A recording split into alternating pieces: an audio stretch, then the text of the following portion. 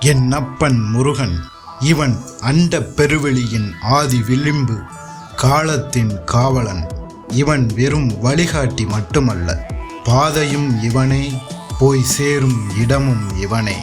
நேற்று என்பது இவன் நிழல், நாளை என்பது இவன் ஒளி, இன்று என்பது இவன் இமை பொழுது.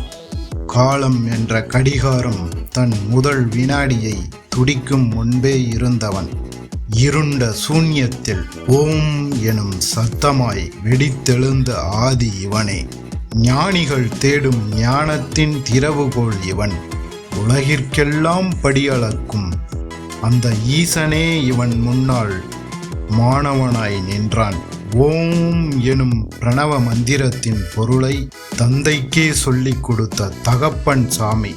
அகத்தியருக்கு தமிழையும் போகருக்கு நவபாசான இரகசியத்தையும் ஊட்டியவன். உடலை சாகாமல் காக்கும் காயகல்ப வித்தையின் சூத்திரதாரி. அரசன் இவனே, ஆசான் இவனே, ஆதியும் இவனே, அந்தமும் இவனே. நீக்கமர நிறைந்திருக்கும் பரம்பொருளும் இவனே.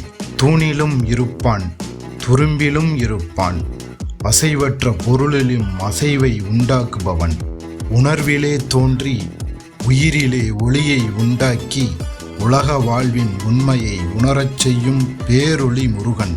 எதிரியை அழிப்பவன் வீரன், ஆனால் அந்த எதிரியையும் தன் தொண்டனாக மாற்றுபவனே முருகன். ஞானம் எனும் ஒளியை ஏற்றுபவன்.